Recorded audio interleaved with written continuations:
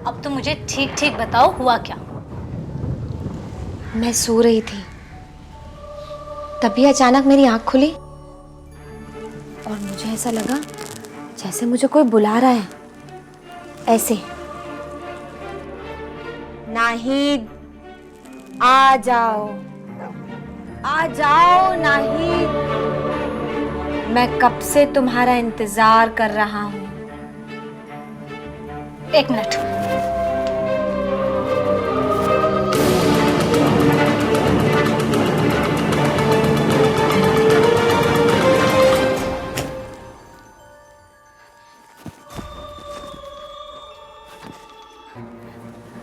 फिर तुमने क्या किया? फिर मैं जानने की कोशिश कर रही थी कि आवाज कहां से आ रही है। तभी अचानक मेरी नजर दरवाजे पे पड़ी और मुझे ऐसा लग रहा था जैसे कोई अंदर आना चाहता हो। किसी ने दरवाजा खटखटाया क्या? नहीं, दरवाजे का लॉक खुद ब खुद खुल गया।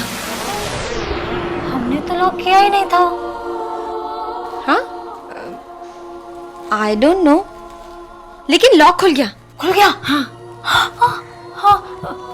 Oh my God.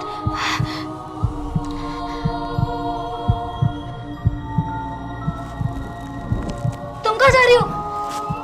मत जाओ।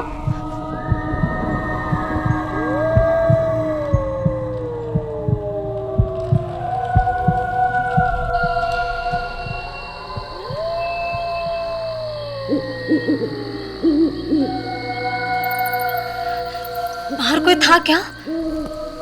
कोई था तो नहीं, लेकिन बहुत अजीब सा महसूस हो रहा था। हाँ? हाँ। फिर अचानक दरवाजा खुल गया। और मुझे ऐसा लगा जैसे अंधेरे में कोई आदमी खड़ा हो। उसका चेहरा साफ साफ नजर नहीं आ रहा था। नाहिद, तुम सच तो बोल रही हो ना? डर के मारे मेरा बुरा हाल हो रहा है। अरे मैंने जो देखा मैं तो वही बोल रही हूँ, और मैं क्यों झूठ बोलूंगी? मैं तो तुम्हें बताना भी नहीं चाह रही थी, तुम ही इंसिस्ट कर रही हो। नहीं नहीं, तुम बताओ फिर क्या हुआ? फिर मुझे ऐसा लगा जैसे कोई ताकत, कोई इनविजिबल फोर्स मुझे खींच कर दरवाजे के बाहर लेकर जा रही है। और फिर मुझे कुछ होश ही नहीं रहा। फिर क्या हुआ? फिर जब होश में आई तो मैंने अपने आप को दरवाजे के बाहर खड़ा पाया। और जब अंदर आई तो देखा बज्जू, कुणाल और सतीश तीनों यही थे।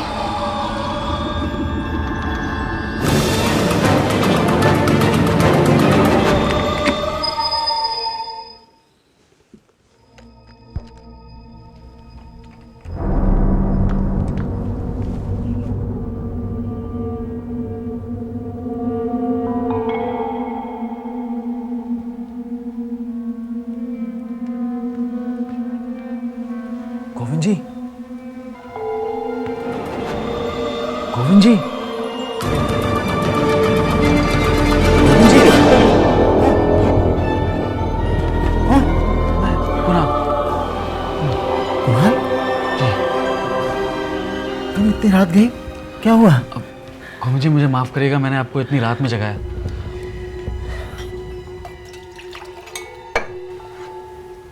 दरअसल मैं आपसे कुछ पूछना चाहता था।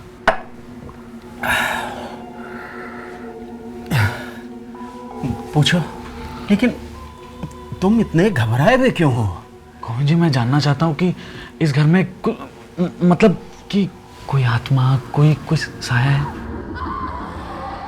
अरे ऐसा कुछ नहीं है भाई। पता नहीं गोविंद जी, बड़ा डर सा लग रहा है यहाँ पे। नींद ही नहीं आती। ऐसा लगता है कोई चल रहा है यहाँ पे। कुणाल, दरअसल पहाड़ों में लगता है कि भूत प्रेत रहते हैं, लेकिन ये सब झूठ है। इन कहानियों में कोई हकीकत नहीं है। यहाँ तेज हवाएं चलती हैं, पेड़ पौधों की सरसराहट से अजीब सी आवाज़ें निकलती हैं, जंगल में जंगली जानवर आवाज़ें करते हैं। वो क्या है ना, तुम लोगों को नेचर को सुनने की आदत नहीं है, इसलिए ऐसा हो रहा है। ऐसा कुछ नहीं है। जाओ, जाके सो जाओ और मुझे भी सोने दो। सॉरी गोविंद जी, आपको इतनी रात में मैंने तकलीफ दी। हाँ। आप सो जाइए। हाँ। ओके। ओके गोविंद जी।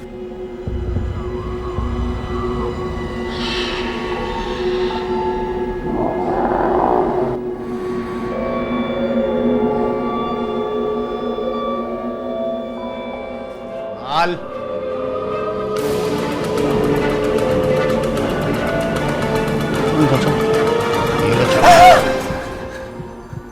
इसे अपने तकिए के नीचे रख के सो जाओ, अच्छी नींद आएगी।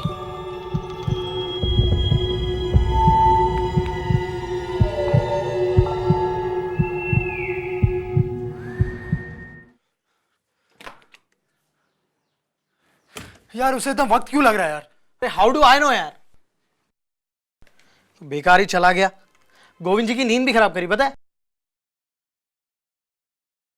कल सुबह भी तो पूछ सकते थे ना। यार हम उस तरफ चले, शायद वो किसी मुसीबत में हो। तुम्हें जाना हो तो तुम जाओ, I am not living this bed. क्या हुआ कुणाल? अरे कुछ नहीं यार। गोविंद जी तो मेरी बात सुनकर हंसने लगे। He said this is बकवास। पर ये चाकू कहां से मिला? अरे ये चाकू तो मुझे गोविंद जी ने दिया है। बोला है तकिए के नीचे रख के सो जाओ तो कुछ नहीं होगा। मतलब कुछ तो गड़बड़ है यहां पर।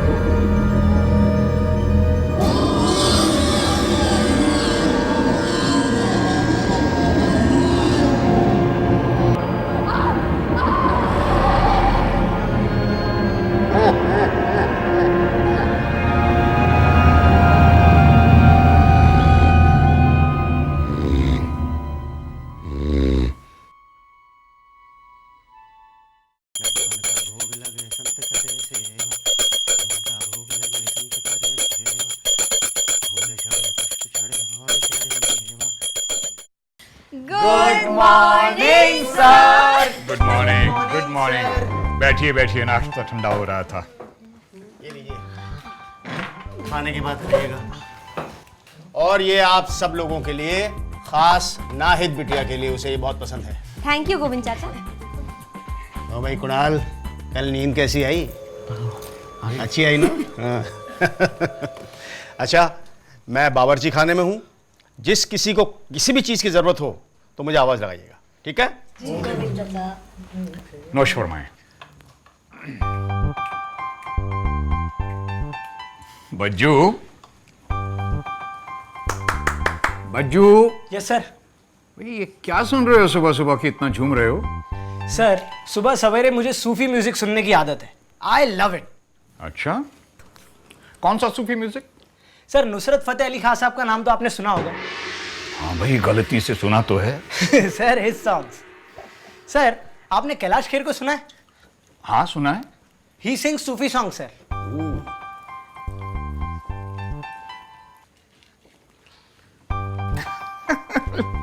लेकिन एक बात बताओ, ये तुम इतना हिल क्यों रहे हो? सर सूफी म्यूजिक की यही तो खासियत है। हाँ, कि एक बार इंसान सुन ले तो हर वक्त हिलता ही रहता है।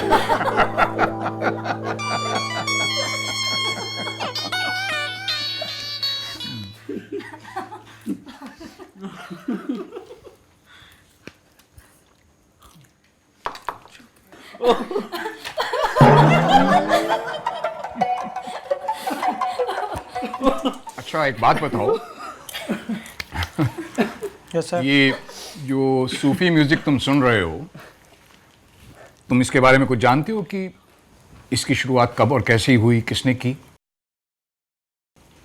सर मेरे ख्याल से हाँ, खुसरो। क्या? एक्सक्यूज मी, क्या कहा आपने? सर कुछ नाम है खुसरो। खुसरो नहीं, खुसरो। अमीर खुसरो। हाँ वही, इन सॉन्ग्स में अक्सर उनका नाम लिया जाता है। बज्जू, क्योंकि तुम्हें सूफी म्यूजिक बहुत पसंद है, मैं तुम्हें अमीर खुसरो साहब के बारे में कुछ बताता हूं।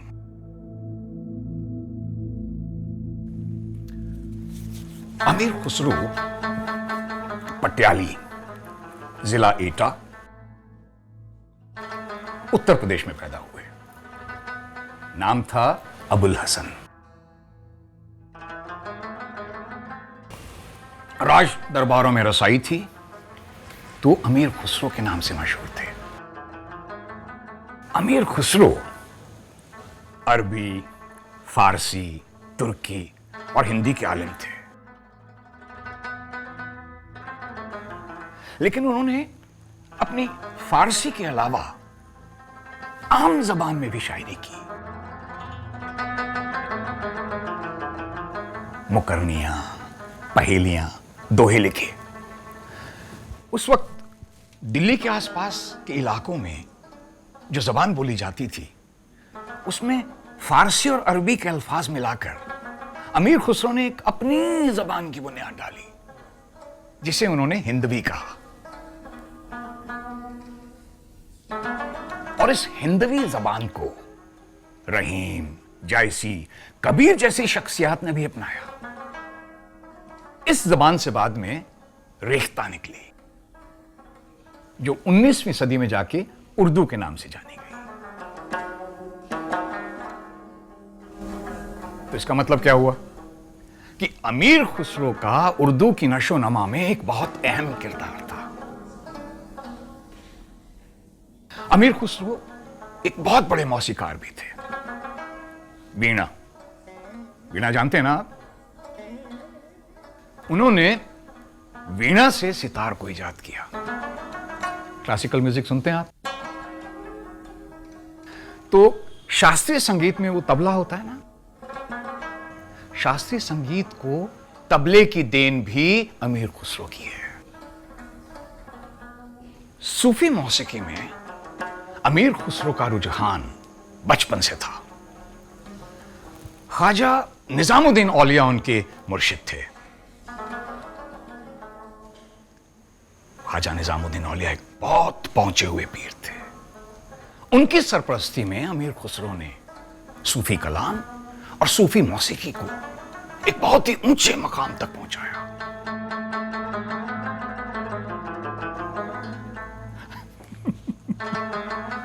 अमीर खुसरो की ख्वाजा निजामुद्दीन औलिया के साथ मुलाकात कैसे हुई, ये एक बहुत ही दिलचस्प वाकया है।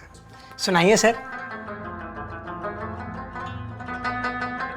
4 साल काजी असदुद्दीन मोहम्मद के मकतब में पढ़ने के बाद अमीर खुसरो के वालिद साहब उन्हें हजरत निजामुद्दीन औलिया के पास ले गए। हम यहाँ किस लिए आए अब्बा? तुम अब यहीं तालीम हासिल करोगे। ख्वाजा निजामुद्दीन औलिया बहुत पहुंचे हुए बुजुर्ग हैं, तुम उन्हीं के मुरीद बनोगे। ये मुरीद क्या होते हैं अब्बा? मुरीद होता है इरादा करने वाला, किसी बुजुर्ग के ज़ेरे साया दीनी तालीम हासिल करने का इरादा करने वाला। अरे मेरा इरादा तो किसी मुरीद बनने का नहीं अब्बा जान। आपको जाना है तो आप जाइए, मैं यहीं दरवाजे पर खड़ा रहूँगा, आप हो आए। चलो तुम यहीं खड़े रहो।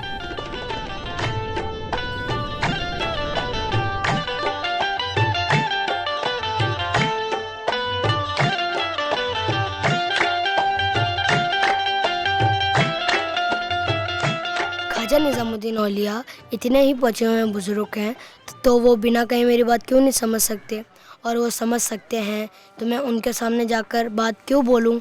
मैं यहीं खड़े खड़े दिल में पूछता हूं कि मैं अंदर आऊं या मैं बाहर से लौट जाऊं। बेटा अबुल हसन, जी बेटा मुर्शिद ने फरमाया है कि तुमने जो मुझसे दिल में सवाल किया है वो मैंने जान लिया है। और उसका जवाब ये है बेटा कि अगर तुम दिल में सच्चाई को पाने का इरादा लेकर आए हो तो तुम अंदर आ सकते हो, और अगर ऐसा नहीं है, तुम्हें सदाकत पाने की कोई ख्वाहिश नहीं है, तो तुम जिस रास्ते से आए हो उस रास्ते से घर लौट जाओ।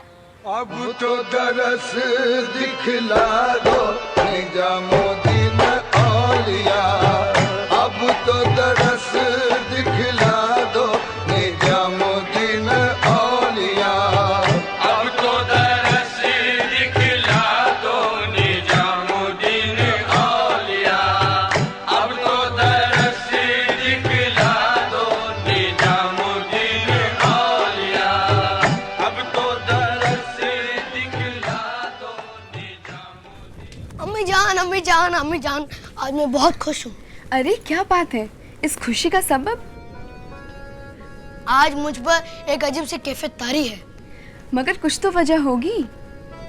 आज रंग है माँ रंग हरी, आज रंग है माँ रंग हरी, मोहे फिर पायो निजामुद्दीन औलिया, मोहे फिर पायो निजामुद्दीन औलिया, निजामुद्दीन औलिया, निजामुद्दीन औलिया, आज रंग है माँ रंग हरी, आज रंग है।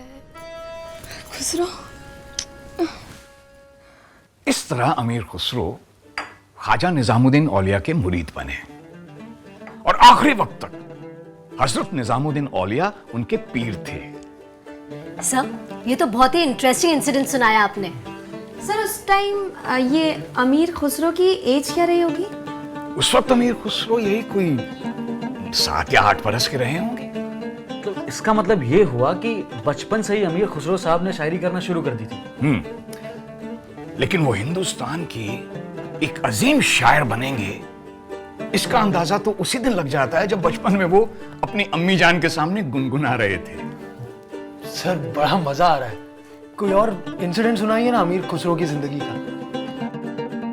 हाँ, तो जैसा मैंने कहा, अमीर खुसरो ने आवाम के लिए उनकी जुबान में भी शायरी की, औरतों के लिए गीत लिखे, बच्चों के लिए पहेलियां, मुकरनियां, और आप जैसे नौजवानों के लिए, लड़के लड़कियों के लिए उन्होंने 2 सुखने भी लिखे, दोहे।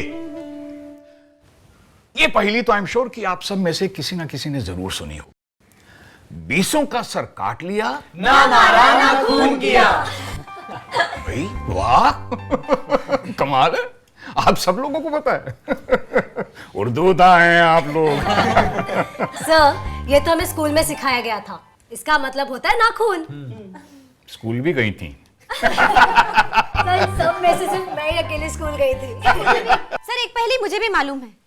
सगरी रैन मोहे संग जागा, भोर भई तब बिछुड़न लागा, उसके बिछुड़त फाटे हिया, ऐ सखी साजन ना सखी दिया। जवाब दो। पहली बात तो ये है, नाहीद की ये पहेली नहीं है, इसे मुकरनी कहते हैं। मुकरनी, और से देखो, इसमें एक लड़की अपनी सखी से एक सवाल पूछती है, सखी उस सवाल का जवाब देती है, लेकिन लड़की मुकरते हुए उस सवाल का असली जवाब देती है, तो ये मुकरनी कहलाती है। सर, उनकी जिंदगी का कोई और इंसिडेंट बताइए ना प्लीज। अमीर खुसरो बहुत ही आलिम फाजिल थे। फारसी, अरबी, तुर्की और हिंदी जबान में उन्हें महारत हासिल थी, लेकिन वो हाजिर जवाब भी बहुत थे। कोई भी लफ्ज कोई भी लफ्ज वो यूं चुटकियों में उस पे पहेली कह देते थे। एक बार क्या हुआ कि अमीर खुसरो साहब कहीं जा रहे थे, रास्ते में उन्हें प्यास लगी। हाली हुली बरसत ई नर देवता, हाली हुली बरसत ई नर देवता, पानी बिनु पर छई काल हो रामा, पानी बिनु पर छई काल हो रामा। सुनिए, थोड़ा पानी मिलेगा? बड़ी शिद्दत की प्यास लगी है। अरे रुको रुको रुको, अरे पता है कौन है? खुसरो है।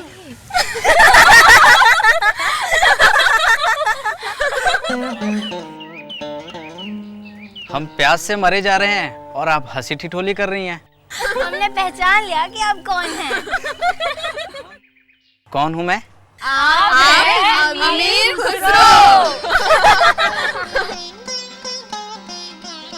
तो क्या अमीर खुसरो को आप पानी नहीं पिलाएंगे?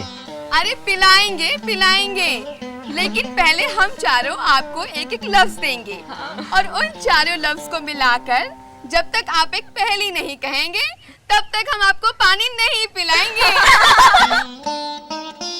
क्या मुसीबत है। अच्छा ठीक है, चलिए बताइए।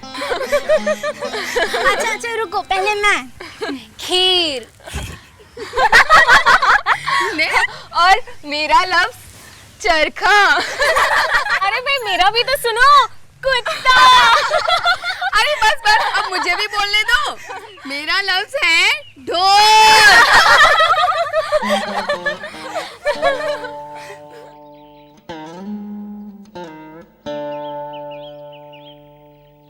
सुनो। अरे सुनो अल्लाह की बंदियों। खीर पकाई जतन से चरखा दिया जला, खीर पकाई जतन से चरखा दिया जला, आया कुत्ता खा गया, तू बैठी ढोल बजा, ला पानी पिला।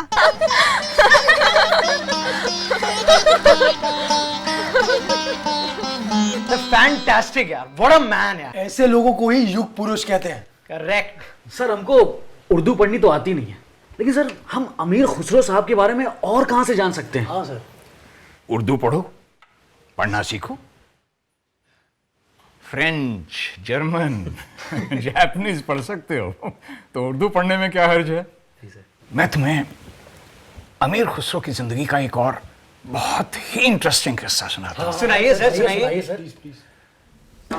अमीर खुसरो और ख्वाजा निजामुद्दीन औलिया के बीच जो मोहब्बत थी, उसकी शिद्दत सिर्फ महसूस की जा सकती थी। उनके इस रूहानी रिश्ते का एक बहुत ही हसीन वाकया मैं आपको सुनाता हूं। एक बार क्या हुआ कि अमीर खुसरो किसी काम से दिल्ली से बाहर गए। रास्ते में उन्होंने एक जगह पड़ाव डाला। ये मुझे कहाँ लेके जा रहे हो जी? हजूर, दूर दूर तक कोई नहीं मिला। पेड़ के नीचे ये भिखारी सो रहा था। कौन हो तुम? गरीब भिखारी हूँ। न जाने क्यों तुमसे ऐसी बू आ रही है जैसे मेरे पीर ख्वाजा निजामुद्दीन औलिया के जिस्म से आया करती है। बता सकते हो ऐसा क्यों है? मैं आपके पीर के पास भीख मांगने गया था। उस वक्त उनके पास मुझे देने के लिए कुछ नहीं था। उन्होंने मुझे अपनी खड़ाऊ दे दी, वही मेरे पास है। ये खड़ाऊ देते वक्त उन्होंने तुमसे कुछ कहा था? जी हाँ, उन्होंने कहा था इसे ले जाओ, ये तुम्हारी सारी तकलीफ दूर कर देगी। पर जाने वो दिन कब आएगा। मैं यहाँ पड़ा पड़ा उस दिन का इंतजार कर रहा हूँ। नहीं, पीर का कौल कभी गलत नहीं हो सकता। तुम समझ लो कि वो दिन आ गया और आज ही है वो दिन, अभी इसी वक्त।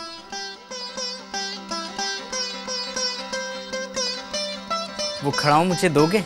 जी, ये मेरे किस काम की? ये लो, इन्हें इनाम दो।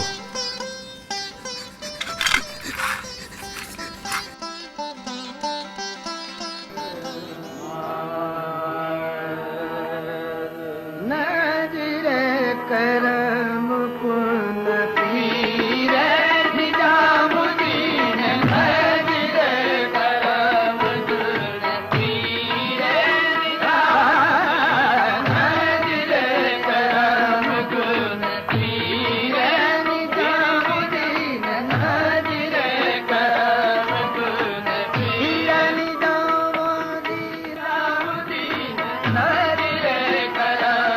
बिना मैं सारा हिसाब चुकता किया खुसरो।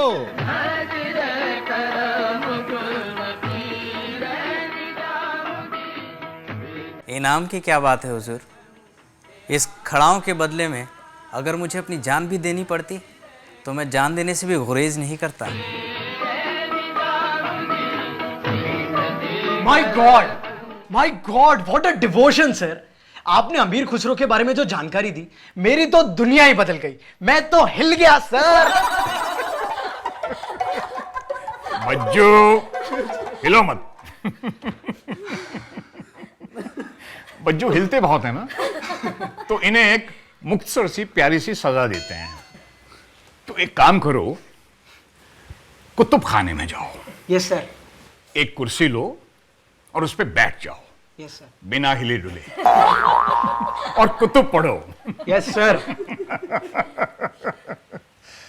मैं भी आप लोगों से इजाजत चाहता हूं, क्या है कि बहुत सालों के बाद इतना बोला हूं। थोड़ी थकान सी महसूस हो रही है।